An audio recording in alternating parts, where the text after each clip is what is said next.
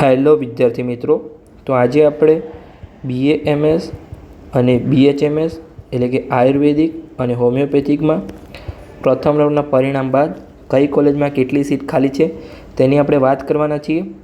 તો જે આયુર્વેદિક છે એમાં ગવર્મેન્ટ કોલેજ અને હોમિયોપેથિકમાં ગવર્મેન્ટ કોલેજમાં એટલે કે આયુર્વેદિકમાં ટોટલ 5 ગવર્મેન્ટ કોલેજ છે અને હોમિયોપેથિકમાં 4 એટલે કે 1 સરકારી અને 3 અર્ધસરકારી કોલેજ છે. એમાં જે સીટો ખાલી છે એ PWD વિદ્યાર્થીની સીટ ખાલી છે. એટલે PWD એટલે શું? પર્સન વિથ ડિસેબિલિટી, એટલે કે જે વિકલાંગ વિદ્યાર્થી હોય એમને 5% સીટ રિઝર્વ રાખવામાં આવે છે. એટલે એ વિદ્યાર્થીઓ એડમિશન ના લે તો એમની સીટ પછી જે તે કેટેગરીના સામાન્ય વિદ્યાર્થીને આપવામાં આવે છે. તો ચલો અહીંયા આપણે દરેક કોલેજની વાત કરીએ.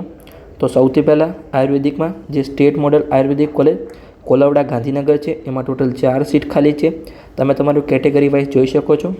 પછી ગવર્મેન્ટ અખંડાનંદ આયુર્વેદિક કોલેજ જે અમદાવાદ છે એમાં ટોટલ 4 કોલેજ છે, પણ હાલ આનું એડ્રેસ અહીંયા જ છે.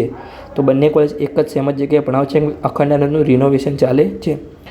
પછી આપણે જોઈએ તો ગવર્મેન્ટ આયુર્વેદિક કોલેજ વડોદરા એમાં ટોટલ 3 સીટ ખાલી છે. પછી આપણે જોઈએ તો ગવર્મેન્ટ શેઠ JP આયુર્વેદિક કોલેજ ભાવનગર એમાં ટોટલ 3 સીટ ખાલી છે. ગવર્મેન્ટ પછી 5મા નંબરની કોલેજ ગવર્મેન્ટ આયુર્વેદિક કોલેજ જુનાગઢ એમાં ટોટલ 3 સીટ ખાલી છે. આગળ હવે આપણે પ્રાઇવેટ મેડિકલ કોલેજની વાત કરીએ. તો તમે જોઈ શકો છો પ્રાઇવેટમાં NRI કોટાની સીટ ખાલી છે. તો દરેક કોલેજમાં અહીંયા જો 15 સીટ ખાલી છે, કોઈ કોલેજમાં 9 સીટ હશે. તો આપણે દરેક કોલેજનું નામ લઈશું તો વિડીયો લાંબો બનશે અને તમને આઈડિયા આવી ગયો છે કે દરેક કોલેજમાં 15 સીટ ખાલી છે. તમે જોઈ શકો છો. હવે આપણે ટોટલ લિસ્ટ જોઈ લઈએ તો કોઈ કોલેજમાં 9 પણ સીટ ખાલી છે. તમે જોઈ શકો છો જેટલી પણ સીટ હશે એટલી ખાલી છે, કેમ કે NRI વિદ્યાર્થી MBBSમાં એડમિશન લે છે. MBBSમાં જ ખાલી છે, તો આયુર્વેદિકમાં તો ખાલી રહેવાની સંભાવના પૂરી છે. તો હવે આપણે ટોટલ લિસ્ટ જોઈ લઈએ કે ટોટલ કેટલી સીટ ખાલી છે. તો આયુર્વેદિકમાં ટોટલ 361 સીટ ખાલી છે. એમાંથી NRIની 351 સીટ છે. તમે અહીંયા કેટેગરીનું જોઈ શકો છો, જે પણ કેટેગરી હોય એ.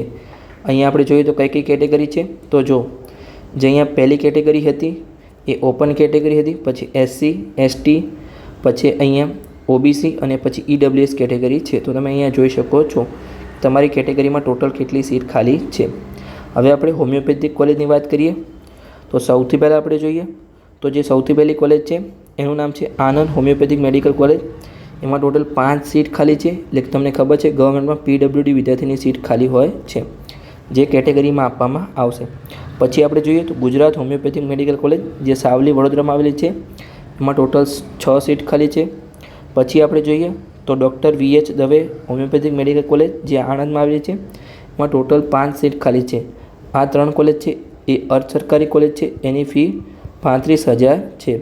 અને એકમાત્ર ગવર્મેન્ટ કોલેજ છે જેનું નામ છે government homeopathic medical college and hospital જે દેથળી સિદ્ધપુરમાં આવેલ છે. એમાં ટોટલ 5 સીટ ખાલી છે અને એની ફી 4,000 છે. અને આયુર્વેદિક અને પ્રાઇવેટ મેડિકલ કોલેજમાં આપણે જે સીટ અને ફીનો વિડીયો છે એ મેડિકલના પ્લેલિસ્ટમાં તમને મળી જશે. હવે આગળ તમે જોઈ શકો છો કે દરેક હોમિયોપેથિક મેડિકલ કોલેજમાં 15 સીટ ખાલી છે. એટલે પ્રાઇવેટમાં દરેક કોલેજમાં 15 સીટ ખાલી છે. તમને આઈડિયા આવી ગયો છે, તમે જોઈ શકો છો અહીંયા. તો હવે ટોટલ આપણે મેળવી લઈએ કે ટોટલ કેટલી સીટ ખાલી છે. તો હોમિયોપેથિકમાં ટોટલ 537 સીટ ખાલી છે. એટલે અહીંયા આપણે લખીએ કે BHMSની 537 સીટ ખાલી છે. અને આયુર્વેદિકની કેટલી હતી તમને યાદ હોય તો, ના યાદ હોય તો આપણે અહીંયા ફરીથી જોઈ લઈએ અને પછી લખી દઈએ. 361 સીટ ખાલી છે. એટલે ટોટલ કેટલી સીટ ખાલી છે આયુર્વેદિક અને હોમિયોપેથિકમાં થઈને આપણે સરવાળો કરીએ તો 8, 9 અને 8 એટલે બંને કોર્સને થઈને 898 સીટ ખાલી છે હાલ, જેમાં વિદ્યાર્થીઓને એડમિશન આપવામાં આવ્યું જ નથી પ્રથમ રાઉન્ડમાં. અને ઘણી સીટોની હજુ મંજૂરી મળશે. એટલે તમે કહી શકો છો કે 1000+ સીટ ખાલી છે ગુજરાતમાં. અહીંયા આપણે અંદાજ લગાવ્યો કે આયુર્વેદિકમાં 3-4 કોલેજને હજુ મંજૂરી આપશે અને હોમિયોપેથિકમાં 3-4 કોલેજની મંજૂરી આપશે. એટલે કે 1500+ સીટ હજુ બાકી છે જેમાં તમને એડમિશન આપવામાં આવશે. હવે આપણે જોઈએ કે કેટલા વિદ્યાર્થીઓ રિપોર્ટિંગ કરાવી નથી આયુર્વેદિક અને હોમિયોપેથિકમાં. તો તમે અંત સુધી જોડાયેલા રહો, આપણે એની પણ વાત કરીએ. તો અહીંયા હવે કેટલા વિદ્યાર્થીઓ એડમિશન કન્ફર્મ નથી કરાવ્યું તેની PDF મેં ડાઉનલોડ કરી દીધી છે. તો આપણે જોઈ લઈએ કે કેટલા વિદ્યાર્થીઓ એડમિશન લીધું છે, કેટલાએ કન્ફર્મ નથી કરાવ્યું અને ટોટલ કેટલી સીટ ખાલી છે. તો સૌથી પહેલાં અહીંયા તમારું યુઝર ID છે, તમારો રોલ નંબર હશે, કેન્ડિડેટનું નામ હશે, નીટનો રેન્ક હશે એટલે કે જે આપણો ઓલ ઇન્ડિયા રેન્ક હશે, પછી જનરલ મેરિટ રેન્ક હશે, કેટેગરી મેરિટ રેન્ક હશે, કયા કોલેજમાં એડમિશન લીધું તેનું નામ હશે, બ્રાન્ચ એટલે કે જો BAMS હશે તો આયુર્વેદિક લખેલું છે અને BHMS હશે તો ડેન્ટલ લખેલું છે. પછી એડમિશનની કેટેગરી છે, તમે જોઈ શકો છો સ્ટેટ મોડલની જે આયુર્વેદિક કોલેજ છે એમાં પણ કેટલા વિદ્યાર્થીઓ રિપોર્ટિંગ કરાવ્યું નથી. અખંડાનંદની કોલેજ પણ છે, તમે જોઈ શકો છો. તો આપણે ટોટલ લિસ્ટ મેળવીએ કે કેટલા વિદ્યાર્થીઓ રિપોર્ટિંગ કરાવ્યું નથી. તો ચાલો આપણે જોઈ લઈએ. તો આપણે સૌથી નીચે જઈશું, મેં અહીંયા લખેલું છે ટોટલ આપણે લિસ્ટ મેળવી લઈએ. તો આપણે સૌથી નીચે અહીંયા આવી ગયા છે. તો જો ટોટલ 2409 વિદ્યાર્થીઓ રિપોર્ટિંગ કરાવ્યું નથી. આપણે પેન ચેન્જ કરી લઈએ. તો જે ટોટલ સીટ છે એમાંથી 2409 વિદ્યાર્થીઓએ એડમિશન લીધું નથી. એડમિશન મળ્યું છતાં પણ પ્રથમ રાઉન્ડમાં. અને કેટલા વિદ્યાર્થીઓએ ફી પણ ભરી દીધી છે અને રિપોર્ટિંગ પણ કરાવ્યું છે એવા વિદ્યાર્થીઓ છે 3797.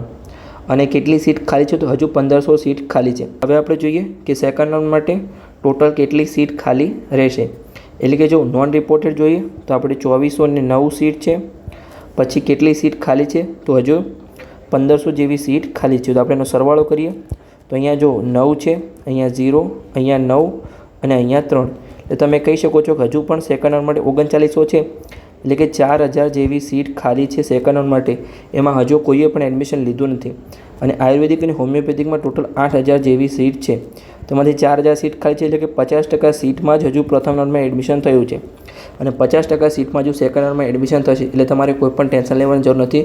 હજુ કટ ઓફ બહુ નીચું છે અને તમારે પ્રથમ રાઉન્ડનું કટ ઓફ જોતું હોય તો તમે કટ ઓફ 2024ના પ્લેલિસ્ટમાં જશો તો દરેક આયુર્વેદિક, હોમિયોપેથિક, MBBS દરેકના કટ ઓફ બનાવે છે. તમે મેડિકલના પ્લેલિસ્ટમાં જશો તો તમને મેડિકલની દરેક માહિતી મળી જશે. અને આવી જ માહિતી માટે આપણી ચેનલને અવશ્ય સબસ્ક્રાઈબ કરો અને તમારા મિત્રો સાથે વિડીયોને શેર પણ કરો. મળીએ નવી કોઈ ઇન્ફોર્મેટિવ માહિતી.